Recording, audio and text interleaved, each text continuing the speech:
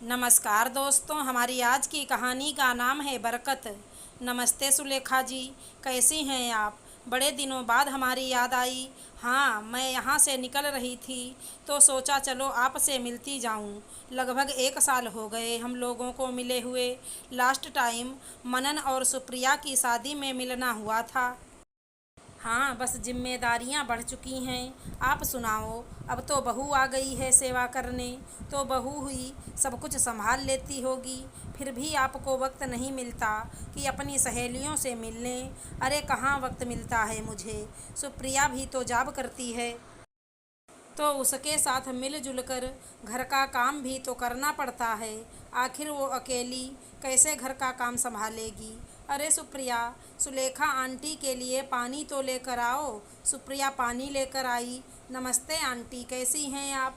बस ठीक हूँ बेटा। मुझे भी आपसे मिलने की बड़ी तमन्ना थी। मम्मी बहुत तारीफ करती हैं आपकी। अच्छा, और सुनाओ बेटा।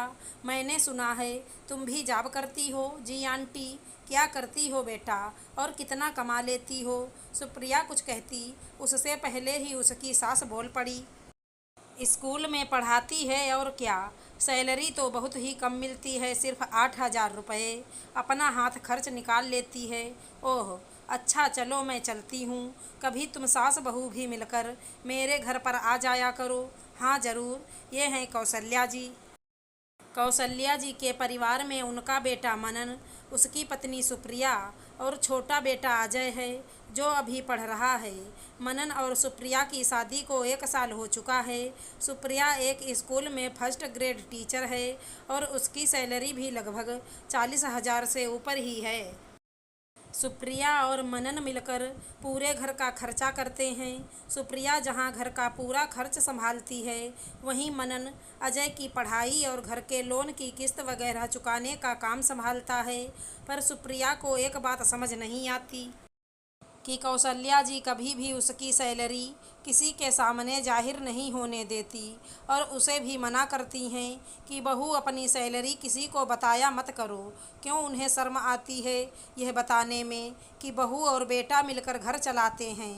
पर आज सुप्रिया ने कौशल्या जी से पूछ ही लिया। मम्मी जी, आपको मेरी सैलरी बताने में शर्म क्यों आती है? बेटा, बात शर्म की नहीं है, बल्कि मैं तो इसलिए नहीं बताती कहीं लोगों की नज़र ना लग जाए। लेकिन सबको पता है कि मैं कमाती हूँ, तो सैलरी बताने में हर्ज क्या है? तू तो बहुत सीधी है। लोग किसी को भी आगे बढ़ता देखकर कभी खुश नहीं होते। सच में मम्मी जी, बात को गोल गोल मत घुमाइए, सच सच बताइए। सुप्रिया देखो, सीधी सी बात है।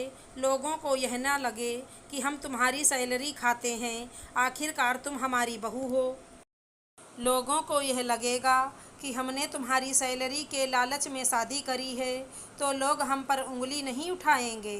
और वैसे भी बरकत तो मर्द की कमाई से ही होती है। सुप्रिया को कौशल्या जी से इस तरह के जवाब की कोई उम्मीद नहीं थी। वह सुनकर हैरान रह गई कि कौशल्या जी इस तरह की सोच रखती हैं। आखिर लोगों को यह बताने में क्यों शर्म आती है कि बहू भी अपनी सैलरी घर में खर्च करती है। लेकिन मम्मी जी, मैं भी तो इस घर की सदस्य हूँ। मैं अपने पति के साथ मिलकर अगर कदम से कदम मिलाकर चलती हूँ, तो उसमें शर्म की क्या बात है? ना बाबा ना। घर में बरकत तो मर्द की कमाई से ही होती है। तुम्हारे थोड़े बहुत खर्च करने से क्या हो जाता है?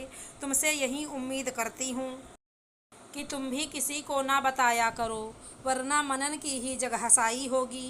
कौशल्या जी तो अपनी बात कहकर अपने कमरे में चली गईं, और सुप्रिया पीछे सोचती रह गई कि आखिर एक औरत की कमाई को इस्तेमाल करने में शर्म नहीं आती, लेकिन लोगों को बताने में शर्म ज़रूर आती है। आशा करती हूँ हमारी कहानी अच्छी लगी होगी। धन्यवाद दोस्तों।